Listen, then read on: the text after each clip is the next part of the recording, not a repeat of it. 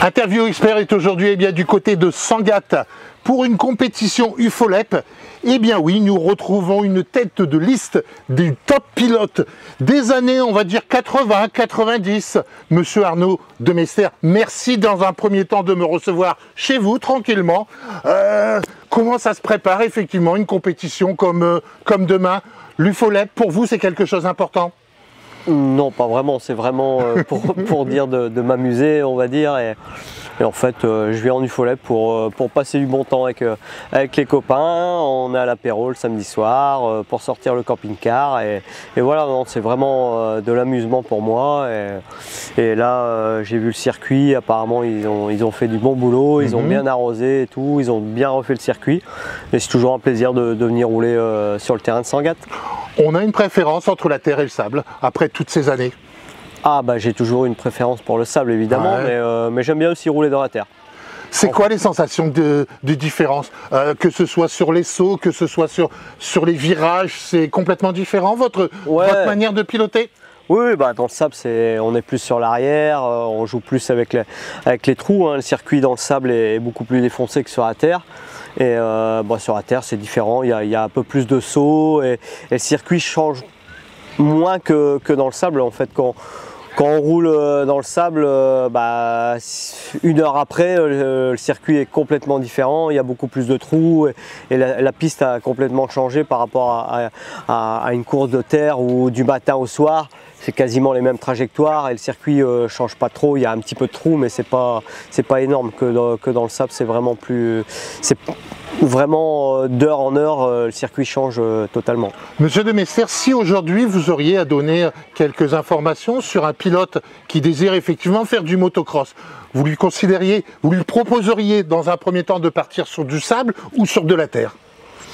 Après, je pense qu'il faut essayer les deux. Hein. Après, le sable est plus difficile à appréhender pour un pilote amateur, évidemment. Mais une fois qu'on sait rouler dans le sable, je pense que... On peut revenir sur la terre?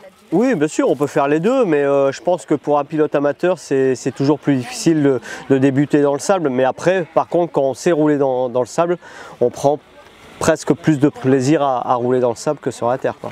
Quand on voit certains pilotes, on va dire que dans quelques jours, on va commencer effectivement exactement le 15 octobre, on va commencer la saison sable. Pour les pilotes qui ont envie de faire le Touquet, qui n'ont jamais, entre guillemets, ou peu fait de sable, on peut déconseiller ou quoi? Non, de rouler dans les courses de sable, je pense que c'est une bonne chose. Hein. Ouais. C'est un bon complément, surtout dans le Nord. Hein. Dans le Nord, nous on roule 6 mois dans le sable, 6 mois sur la terre, hein, de mars à septembre, c'est la terre, et de octobre à fin février, c'est le sable. Hein. Moi j'ai toujours fait comme ça, et je pense que les pilotes du Nord c'est un peu comme ça aussi, parce que l'hiver, quand il commence à pleuvoir, rouler dans un bout et laver la moto, mettre 1 heure pour laver la moto, et c'est pas super agréable.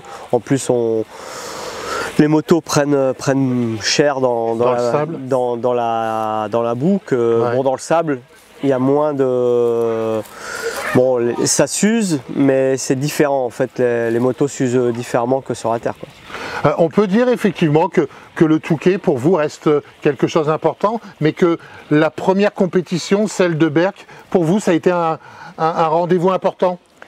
Toutes les courses de sable sont importantes, hein, que ça soit Berck ou Lone Plage. En fait, maintenant qu'il y a un championnat de France des courses de sable, toutes les courses sont importantes. Hein, mais bon, voilà, le Touquet reste le plus important dans la saison. C'est l'apothéose de la saison de sable, c'est la finale, et gagner le Touquet, ça vaut du Berck.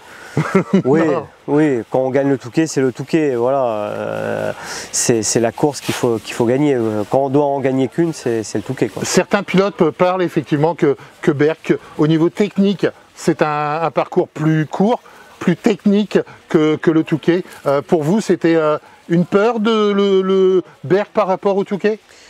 C'est différent en fait, hein. Berck, en plus c'est la première de la saison, ça arrive tôt dans la saison de sable, on va dire. Hein. Les pilotes ont un mois et demi d'entraînement.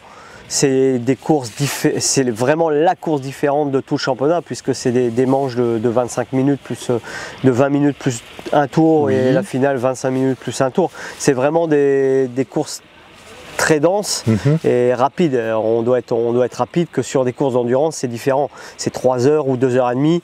Là on doit partir vite, mais pas aussi vite qu'à Berck, quoi. À Berck on fait quasiment 20 minutes à fond et le circuit est plus court.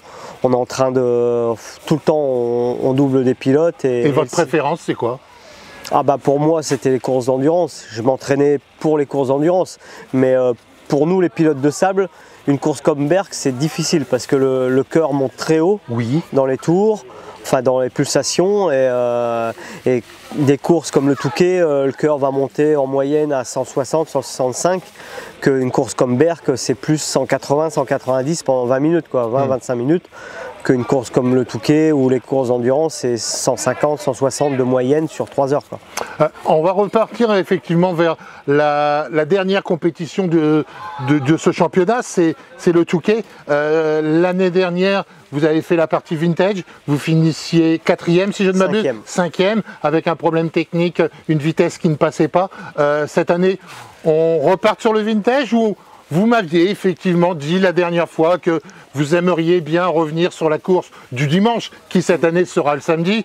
On revient sur le vintage ou on fait la grande cette année? Bah, j'ai dit que je referais peut-être la course des 3 heures, la grande course, mais pour mes 50 ans. D'accord. L'année prochaine, j'ai pas 50 ans, j'ai 49. Voilà, non. On va encore attendre. Voilà, si je dois faire une course l'année prochaine au Touquet, ce sera sûrement le vintage encore une année. J'aime bien cette course parce que c'est 1 heure. Oui. Et avec des motos que j'ai l'habitude de rouler, des motos de 96, des 2 temps. C'est vraiment la moto que j'aime rouler. Là, je roule avec quasiment comme la 96, mais un 2,5 de temps de 2022, mais c'est un 2 temps et j'aime bien cette moto, et je pense que si je refais le Touquet même pas celui-là l'année d'après, je pense que je prendrai un 2 temps pour faire les 3 heures, quoi. Pourquoi la différence pour vous entre 2 temps et 4 temps? Bah moi j'aime bien le 2 temps, c'est le plaisir de rouler avec plus souple moto.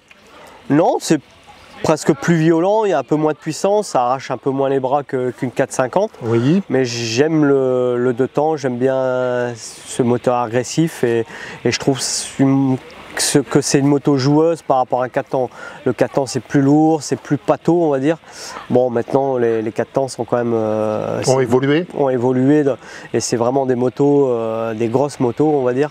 Mais moi j'aime bien le 2 temps, et voilà, je pense qu'il y a beaucoup de pilotes amateurs qui roulent en 4 temps, qui devraient revenir au 2 temps, et je pense que quand le pilote revient sur le 2 temps, il se dit ouais, c'est quand même bien. Alors c'est moins efficace, mais par contre on prend beaucoup plus de plaisir avec un 2 temps, quoi. Je vois que vous avez toujours la casquette Yamaha sur la tête. Ça reste effectivement votre marque de prédilection. Cette année vous serez au Touquet. Peut-être avec votre fils qui est sur notre droite, qui va venir vous rejoindre dans un instant. On va faire quoi cette année au Touquet, en dehors du vintage? Bah, je vais entraîner mon fils, déjà. Il va rouler en catégorie junior avec une 2,5 4 temps pour la première année. L'année dernière, il était monté en 125. Et il a fait une belle Comment saison. Vous le ressentez? Il avait fait une belle saison l'année dernière. Allez, il va venir nous rejoindre. Il a fait vice-champion de France en 125 et 8e au scratch de la saison. Et cette année, ça fait 2 mois qu'il est monté avec la 2,5 4 temps pour essayer de... c'est toi. Voilà, il va s'asseoir. Essayer de faire une saison, rentrer encore une fois dans le top 10, voire essayer de rentrer dans le top 5 sur les courses de sable. Maintenant, on va voir ce que ça va donner les premières courses. Vous ressentez comment aujourd'hui par rapport... Il a effectivement évolué, on a pu voir par rapport à ces différentes courses. Vous pensez qu'il arrivera au niveau d'Arnaud? Après, on ne sait jamais, mais bon, ça va être compliqué quand même. Ouais. Hein, mais bon, ça a changé, Arnaud. Ça a changé la mentalité. Oui et non, non, je pense que voilà, après il faut bosser, il faut être assidu à l'entraînement et être passionné par ce sport hein, pour y arriver et penser qu'à ça. Et voilà, après, est-ce qu'il a les moyens, je lui donne les moyens de réussir, maintenant est-ce que dans sa tête il a envie de réussir on va lui poser la question. Oui. Alors, comment on se ressent, comment on ressent effectivement le début du championnat? Avec beaucoup de pression, mais surtout de l'attente. Ouais. On a quand même envie de commencer le championnat. Ouais. Je vois que par rapport à votre casquette, vous êtes parti sur GazGaz. C'est ça. Pourquoi GazGaz par rapport à Yamaha? Non, c'est juste qu'on a un partenaire qui est à Saint-Quentin, Daffy Moto Saint-Quentin. Oui. Il nous aide un peu avec les motos GazGaz et donc on a pris cette moto qui marche très bien. Arnaud, comment vous ressentez effectivement GazGaz par rapport à Yamaha? En fait, les 2,5-4 temps GazGaz sont des super motos. Déjà d'origine, elles sont hyper performantes. Et vis-à-vis de la concession GazGaz à Saint-Quentin, le Daffy Saint-Quentin, c'est un ami et il nous aide vis-à-vis des vannes. Et bon, Yamaha n'a pas vraiment voulu faire quelque chose pour Evan. Et bon, après, il faut qu'il prouve aussi ses bons résultats. Et j'avais envie de rester aussi avec mon ami Damien, avec la concession, un team entre guillemets familial pour que Evan s'épanouisse sans pression et qui essaye de faire les meilleurs résultats possibles. Qui puisse effectivement montrer petit à petit, sans automatiquement avoir papa derrière, montrer ce qu'il est capable de faire. On va le voir encore demain, au jour de la Sangatte. Non, demain il va pas rouler parce qu'il s'est pris une très grosse gamelle jeudi. Et s'il n'y a pas trop de dégâts, il a un peu tout la tête un peu, il a cassé le casque et il a un peu mal à l'épaule. Là lundi on va essayer de faire des radios, voir s'il n'y a rien de cassé. Je pense pas qu'il y ait quelque chose de cassé, mais je pense qu'il a pris une très grosse gamelle jeudi et on va le laisser tranquille ce week-end et on verra la semaine prochaine les résultats des radios, de l'épaule. Mais bon, je pense qu'il n'y a rien de cassé maintenant. Je suis pas médecin, mais je pense qu'une bonne petite semaine de repos pour se remettre de toutes ces blessures, ça sera bien. Demain, Arnaud, vous roulez? Ouais, en vétéran. D'accord, ok. Comme l'année dernière, vous allez être devant, vous allez prendre... Est-ce que vous pensez aujourd'hui que le top pilote, au niveau des jeunes pilotes, commence à monter de manière, je dirais pas agressive, mais qui en ont vraiment? Ouais, bon après on est ici au championnat UFOLEP, il y a quelques très bons pilotes devant, que ce soit en catégorie MX2 ou MX1, mais bon après c'est pas le haut niveau aussi, hein, c'est je sais pas régional et il y a quelques pilotes qui roulent très bien, mais après quand on passe encore un step au-dessus, je sais pas de France et tout, c'est encore autre chose. C'est encore autre chose, ouais. Exactement. Arnaud, merci beaucoup d'une part de ce que vous faites effectivement dans un premier temps pour le motocross, merci de votre disponibilité.